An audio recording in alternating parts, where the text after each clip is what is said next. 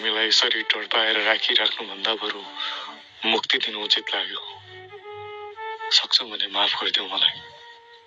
तिमी पनि आमा नै हो।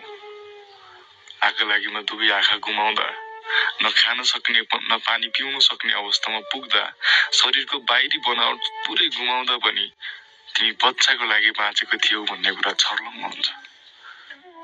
दुश्मनी थियो होला त मसँग थियो होला, मेरो परिवारसँग थियो होला। बिचरी नादान यो बेजवान जनावरको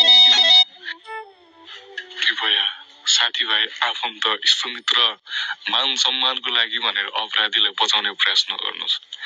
आज मसँग यस्तो खालको गतिविधि गर्न सक्नेले भोलि तपाईसँग पनि त्यही गतिविधि नदोहोर्याउला भन्न सकिन्न। यो घटनाले मेरी आमा विक्षिप्त बनेकी छिन्। उनको मानसिकतामाथि निकै गहिरो घाउ लागेको छ। मैले उनलाई सम्झाउन सकेको छैन, बुझाउन सकेको छैन।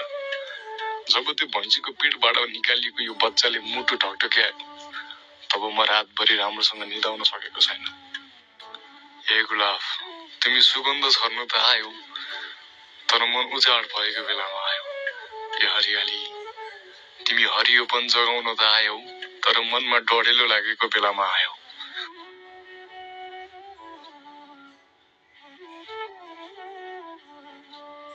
कुनै समय काली भनेर बोलाउँदा दौडेर नजिकाउने त्यो भैँसी आज आफ्नै आँखा अगाडि यसरी टाढा जाँदा मन सम्हाल्न सकिरहेको छैन।